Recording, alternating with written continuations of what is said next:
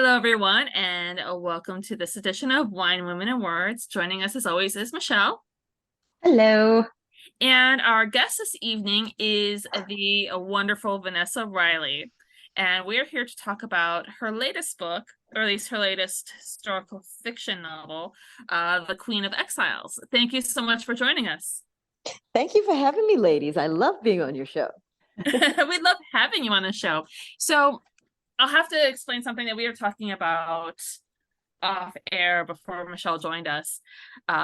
We have, as you know, we have the punch card, we have the standing. It's been a joke, but now we're actually going to have to, put up or shut up. And with our punch card on the 5th episode with us, we go to you. We go to your location. Yes. And we record at your house. I mean, we'll bring the snacks and everything. We'll bring the wine. Yeah. All you have to do is give me 2 weeks notice. So I'll have the house all done up. I think when we first started that joke, we never imagined that we would have authors on 5 times or more. Next year, we'll have to go now to Massachusetts. Oh my goodness. Yeah. We have to do this. You have to. Yeah, exactly. Now, Michelle had mentioned earlier, she was like, oh, we've had Vanessa on for almost all her books, and we're going to have to put her on the punch card. Now, Vanessa, I corrected her and I said, I'm pretty sure Vanessa wrote more than we've had, 3 books that we've had you on for. Yes. Please let's share with the class how many books you have written. Yes, I have somewhere between 25, give or take 2, because I don't know whether you count it if it's in edits or revisions or in copy edits. So I have about 25 books. 25. So I realized after I had said that, I was like, oh, it's all the historical fiction. So that's what I meant.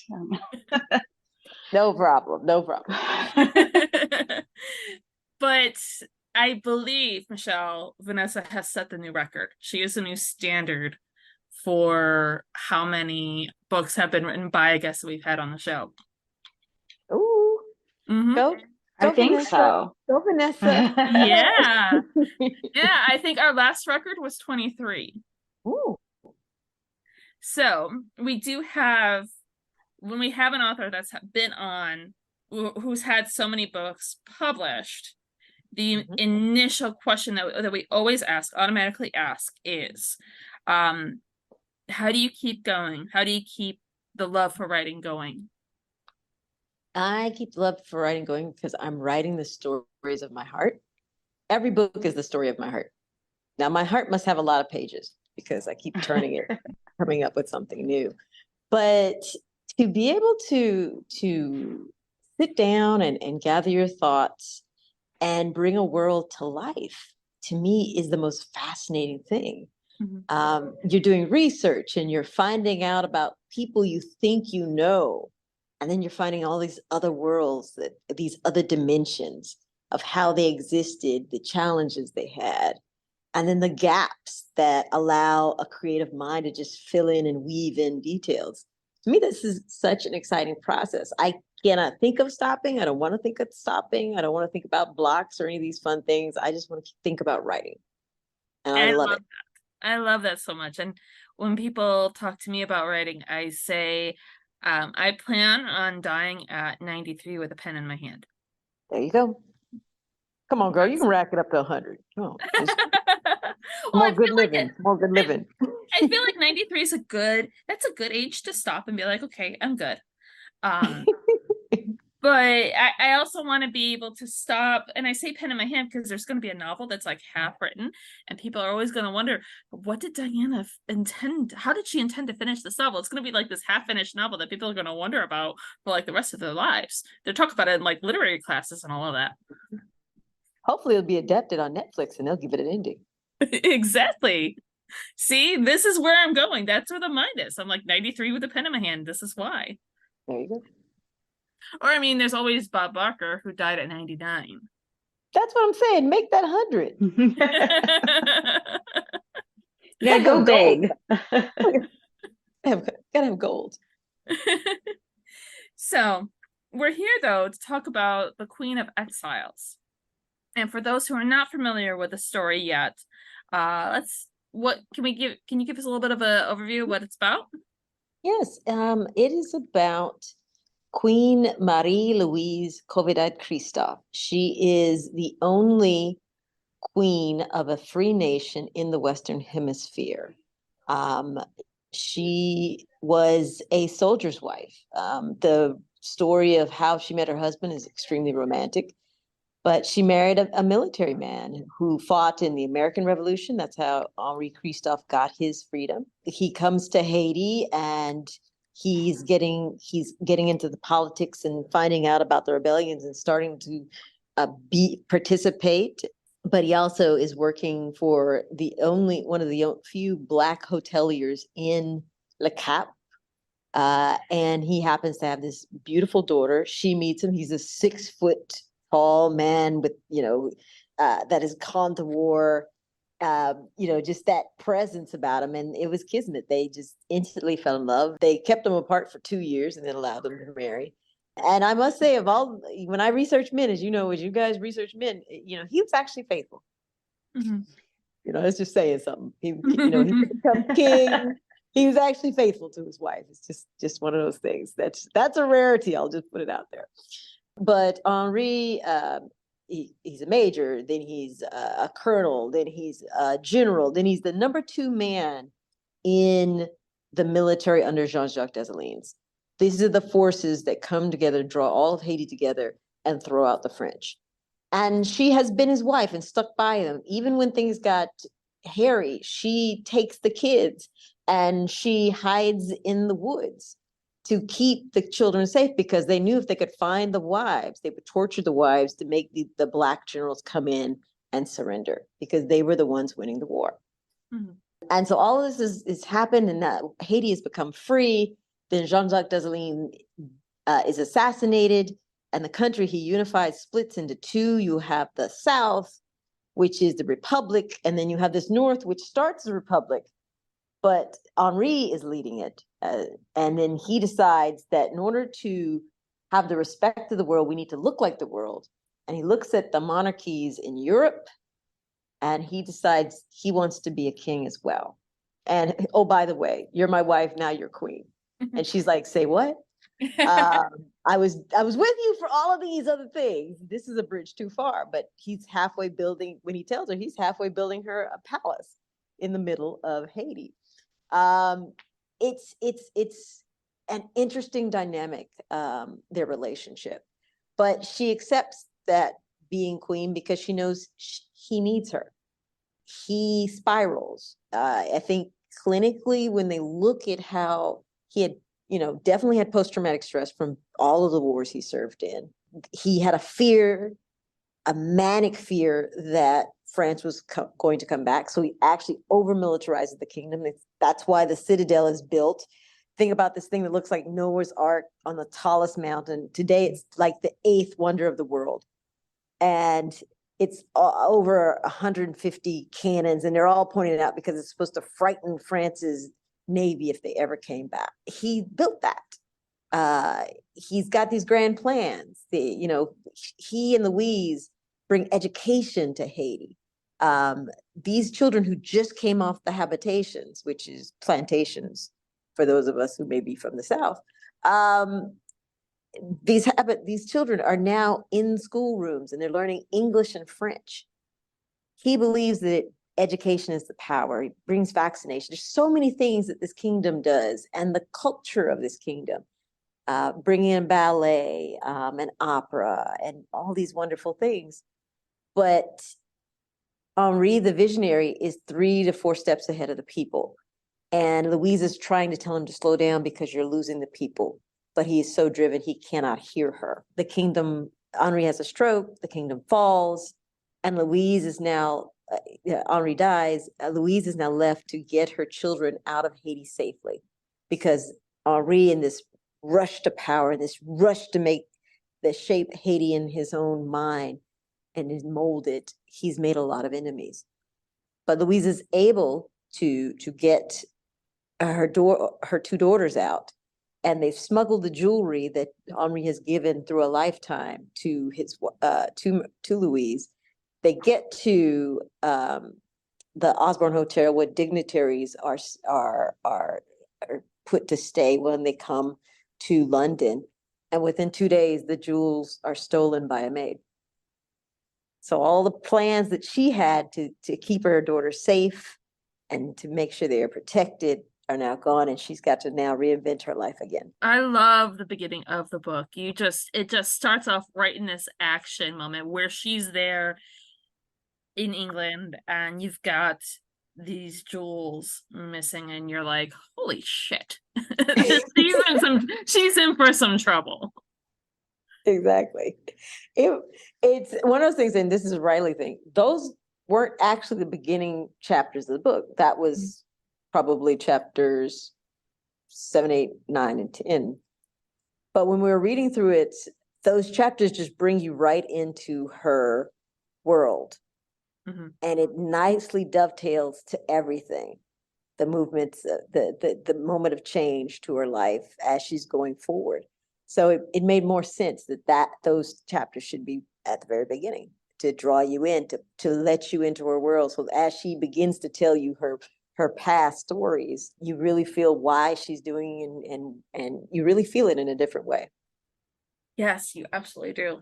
I think one of the things that really stood out to me, right? And I mean, that opening scene of just her realizing like all of my money is gone. You know, my husband is dead. We can't go back home. We have to start a new life. And now we have absolutely nothing to start our new life with. And was it Am Amethyst who was like, you know, well, we can get a job, and working as a maid is an honorable job. And she just kind of like that moment where she looked at her daughter and realized, that even though she still has to take care of, obviously she wants to take care of her family, she has these two daughters who want to stand on their own 2 feet as well and help her find their way in this new world. I thought that moment, that conversation that she had with her at the beginning was a really powerful scene. She's, from all of my research, she was a mother first. Mm-hmm. And sometimes that conflicted with her being a wife. There are times that she looked back where she made decisions to please her husband or to agree with his line of thinking, and it cost her dearly. And now she's in a point where she just has these two girls and they're her world, and she's got to protect them. And she knows that her husband made them princesses, and she's talking about becoming a maid.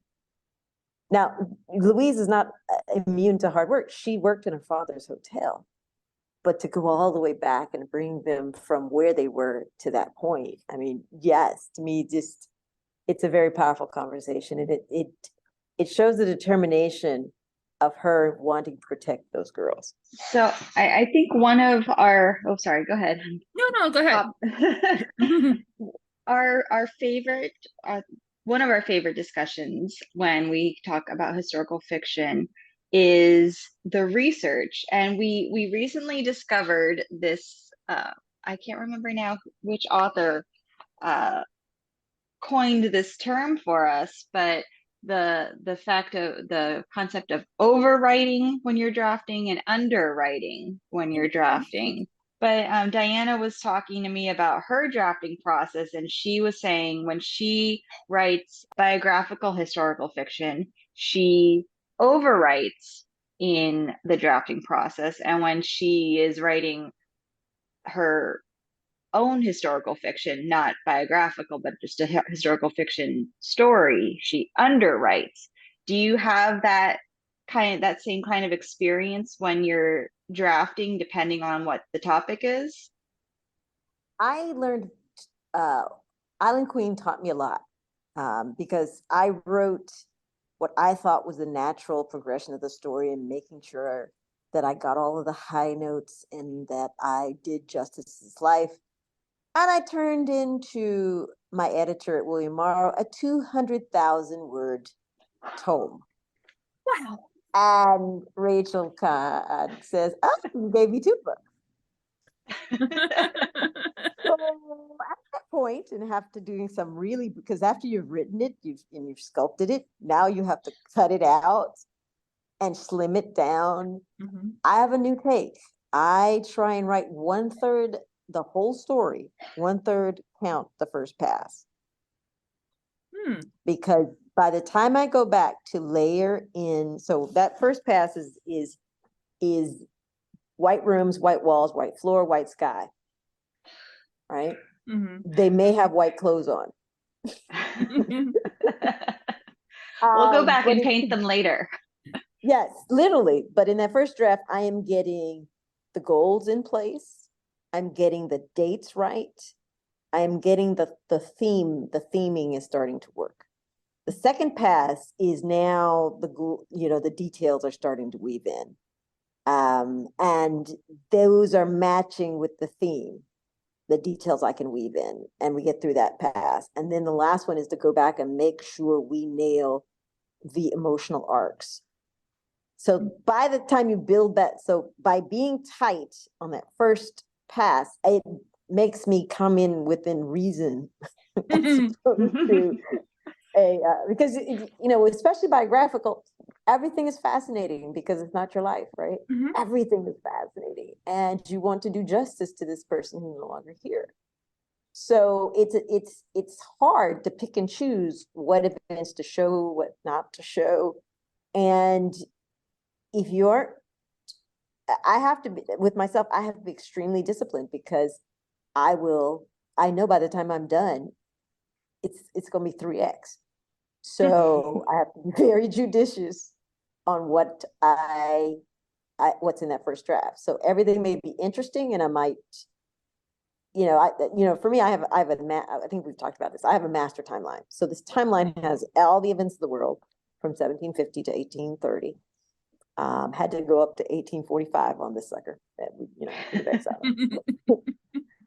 and then I have the individual characters' lives and everything that I know that happened to them in that time frame. So you overlay that, some things you get glossed over. Like, for example, where I start Marie's life, you don't see the first son. She talks about the first son and what happens to him. But that moment where she has to give permission and agree with her husband to allow the firstborn to go is a moment that is going to be killer. And then finding out what happens to that boy is another moment that is going to be fraught with emotions, but that would be too much to put those scenes in and still have a tighter timeline for the story. So very judicious on that very first pass. I try and do 1/3 word count. So if I'm trying to write 100,000 word book, I'm trying to be in at 33. If I'm trying to do 120, I'm trying to be around 40,000 words that first draft and telling the full story as I see it. Now it's going to, things change as you start layering, but as you see it in that first pass, the story I'm trying to tell, we hit it very tight on that first one. So I guess I'm on the underfed version. I think The underwriting. I love that. I love that. Yeah. And yeah, it's so inspiring to listen to how you draft them and put them together. Because I've had that discussion too, where it's okay, my first pass on the book, I don't have my setting in there as much. That's the next layer. Layering it on is perfectly okay when it comes to writing a book. Exactly, because you never know. Every word counts, and so that setting is a detail. Because if your characters are noticing the setting, something about that setting is speaking to their soul, to their conversation, to their mood, and it needs to be reflect back. So having the overarching story, I can kind of say, okay, we know this is nighttime. We know this is dusk. We know it becomes an important minor detail, if that makes any sense. Because it's important because it's part of evoking the emotion of the scene. But I don't necessarily know if it needs to be day or night the first time I write that first pass. So it's just a white sky. I love that. And earlier this summer, we were talking with Kristen Alicia. She wrote the book You've Been Served. And we were discussing how coming into writing, you don't necessarily have to come in straight into it. Like you just come in and you're just writing a novel. Having other careers can be a good benefit to you. Like for my instance, I was paralegal before I came into this business. Kristen, she is currently a law professor. And we were discussing all the different jobs that she had, and your name came up because you started off in the STEM field, correct? Yes, I have a doctorate in mechanical engineering from Stanford University.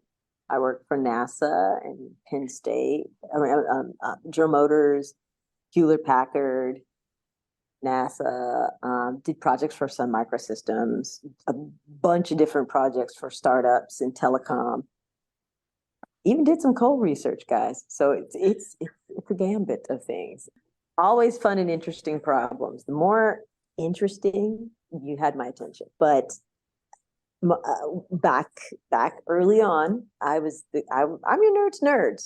So I was gifted in mathematics. I was the kid that went to science camp and came home with a bronze medal in nomenclature. That was me.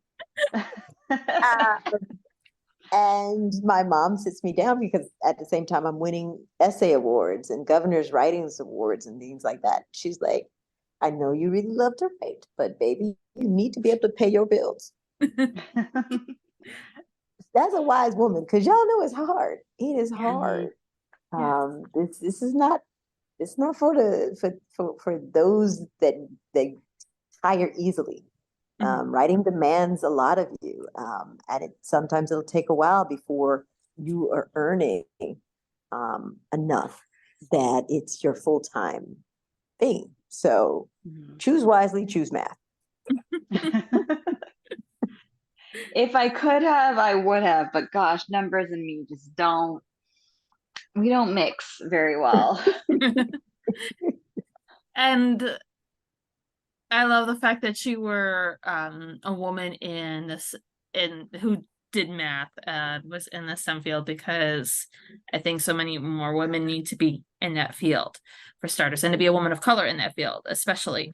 It's a wonderful thing. And I'm a firm believer that while you're seeking the ability to be able to create art, you don't have to starve to do it. You can put food on the table in the process. I'm a firm believer of not starving. I love it. And as an engineer, every time you take I personally think it's part of my superpowers, right? Because the deep dive of understanding how and why are the fundamental thesis questions for my engineering background. And I bring that to my writing. So I'm asking, how would they build something? Why would they do it? How does the system work? How would the system be improved? What would they be thinking about why this is necessary? So those questions help you dig deeper, and you get surprises by the answers, because our ancestors were logical folk. They just didn't do things, just cause. Like you go back, I told you about the Citadel, right? Citadel is now considered the 8th wonder of the world. They still don't know how sections were built. Wow. It's an incredible structure. There are bedrooms in this thing. There are prisons in this thing. And it literally looks like Noah's Ark coming out. Like if we were looking for Noah's Ark and somebody saw it and be like, you know what? Right there. That could be it. But why would you go to that extent? You have a new country. Shouldn't you be building in other types of infrastructure? He was funding schools, he was funding education, but why? This is a significant drain and so much manpower. This is one of the reasons he became hated, because they built this thing. But it was all part of his mania. His fear that France is going to come back and I need to frighten them because the people are tired of war. I'm going to build this monster structure with all these cannons so I can protect Haiti. I can protect my family. It makes sense when you dig into his whys. Mhm. Mhm.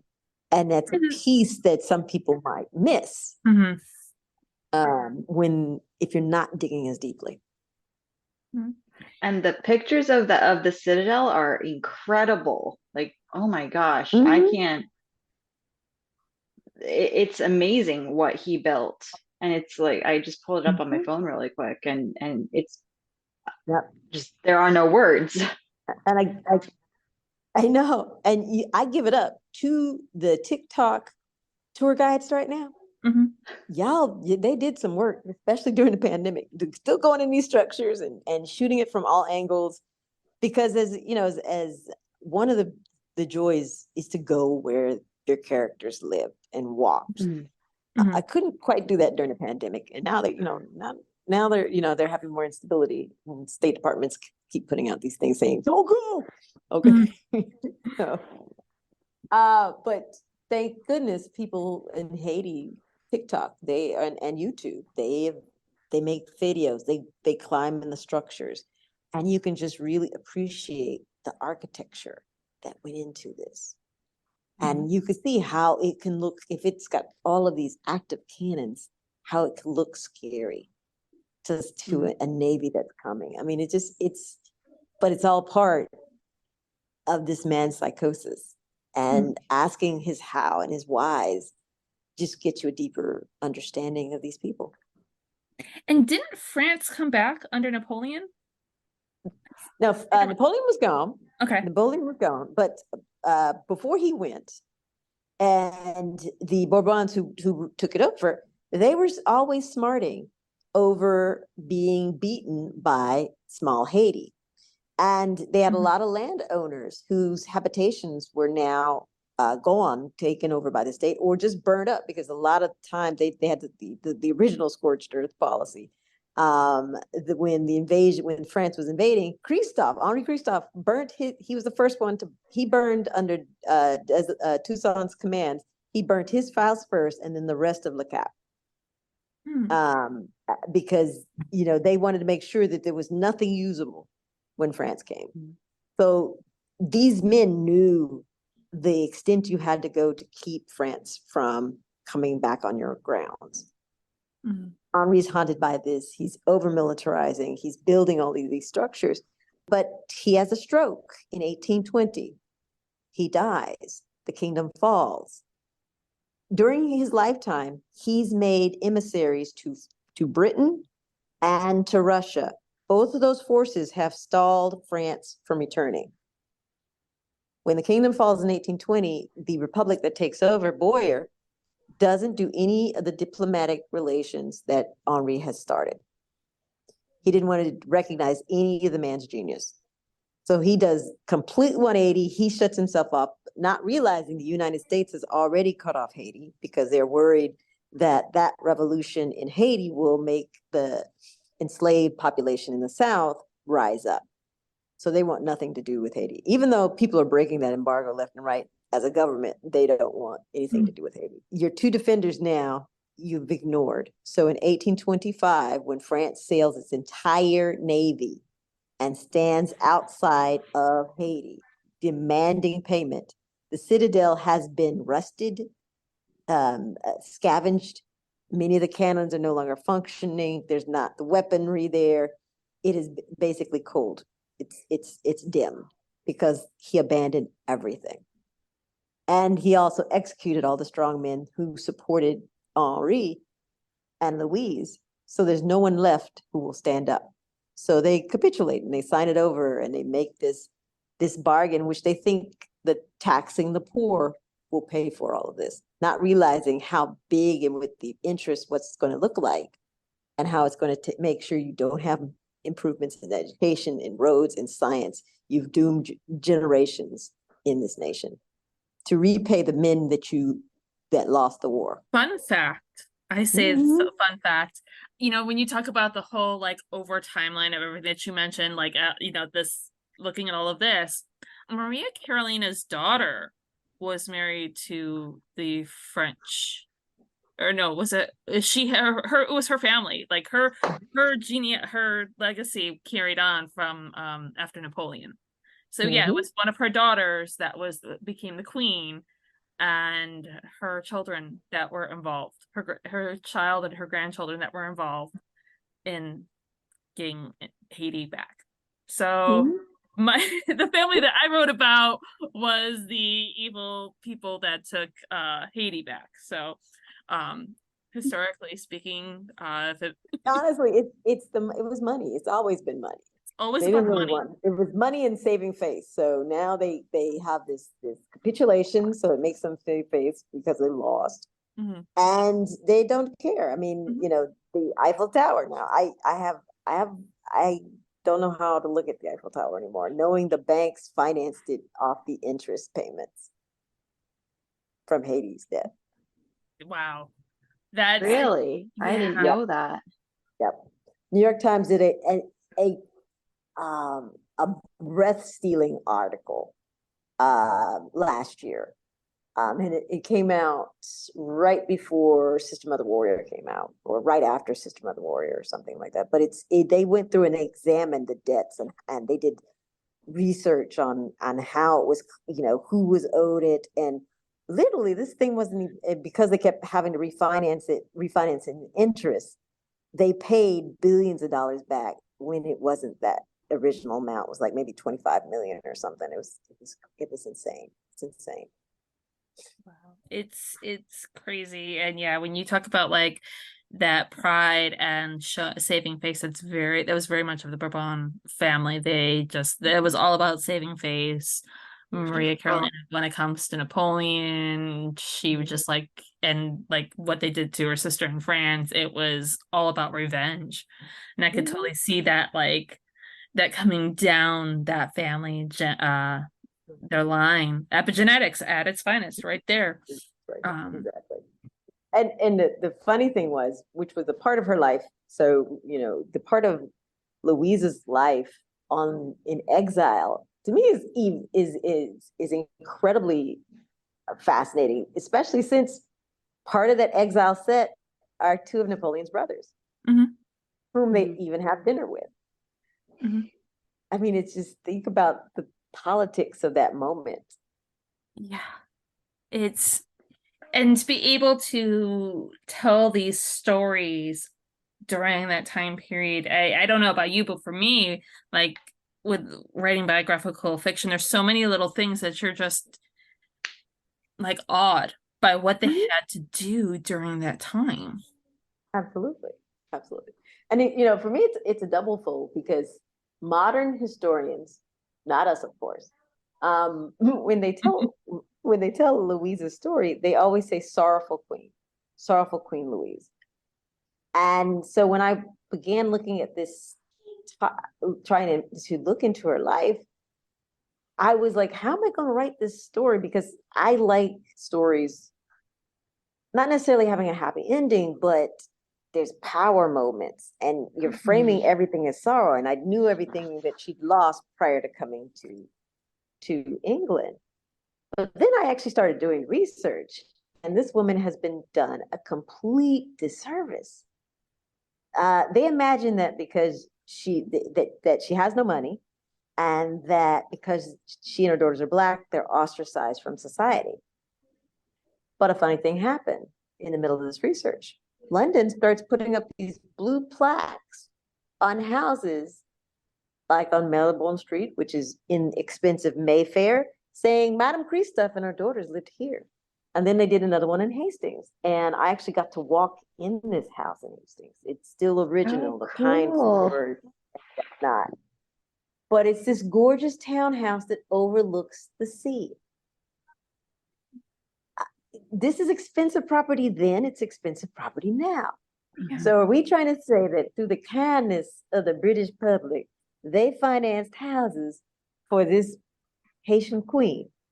Or did she have money to buy these properties, as well as the one I found in Blackheath, as well as all of her travel to all of these countries in Europe on the royal tour? Hmm. Mhm. Did such a disservice of what we think, because we generalize and we look at maybe the lower ends of mankind and saying this is how the world's going to treat her because of this and this, as opposed to, no, she was a media star. She was chased by what we would call paparazzi everywhere she went. There's newspaper articles saying Madame Christophe and her daughters have entered this country. They're staying at this hotel. They're waiting on these diplomatic papers. This is the fashions they're in. These are the men that are interested in them. You know, it's how many servants that she's traveling with. I mean, these are in all of the papers, and these are accessible papers. I have superpowers, but these are accessible papers.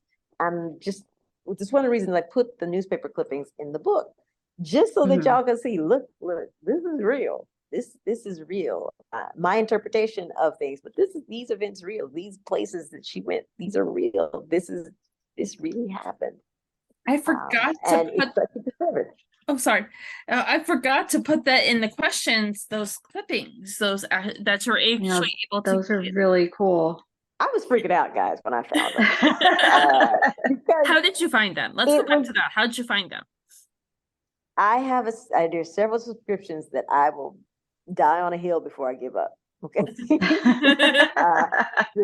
There's J-Stars, because it gives you the best historical present day minds and their research into past, and they always have these lovely articles. So J-Stars is one.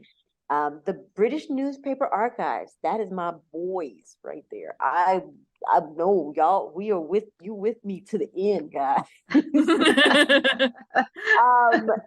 You know, this goes back to some of my doctoral ways. You give me a database, I'll find just about anything in a database, because you kind of learn how to query.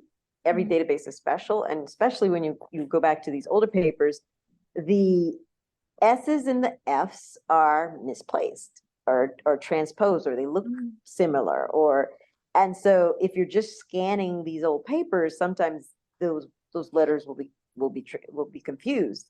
So you have to learn how to spell things as the computer may have done it in order to find things. So misspelling Christophe, misspelling different combinations of the name. I was able to find and put together articles, and then go to the actual article, because the search engine will come up with some things, and it'll have a whole bunch of words that are like, that is not English. Okay. But when you actually look at the actual newspaper clip, and your mouth drops, because it's like, oh my God, this is what's happening. I was a mother load. I was texting my agent and my editor, like, guys, I found a mother load.